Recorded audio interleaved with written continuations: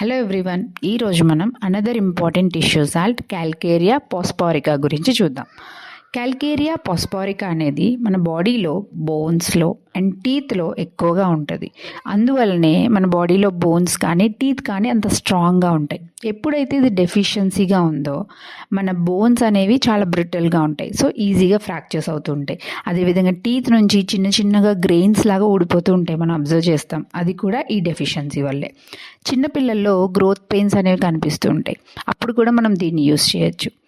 ఎప్పుడైతే ఇవి మనం తీసుకుంటామో మినరలైజేషన్ జరిగి మన బాడీలో ర్యాపిడ్ గ్రోత్ అనేది కనిపిస్తుంది. అదేవిధంగా ఇది ఎప్పుడైతే డెఫిషియెంట్గా ఉంటుందో మనకి చాలా ఈజీగా నీరసం అనేది కూడా కనిపిస్తుంది.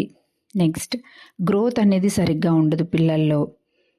అదేవిధంగా కొంతమందిలో చిన్నపిల్లల్లో లేట్గా నడవటం, లేట్గా పళ్ళు రావడం మనం చూస్తూ ఉంటాం. అప్పుడు కూడా మనం తీసుకోవచ్చు.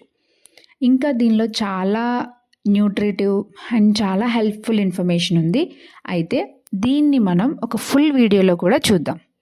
ఓకే, ఎప్పుడైనా సరే ఇలాంటి సిమ్టమ్స్ కనిపించినప్పుడు ఒక మంచి హోమియోపతిక్ ఫిజిషియన్ని కన్సల్ట్ చేసి క్యాల్కేరియా పాస్పారికా 6X వాడడం అనేది చాలా అడ్వైజబుల్.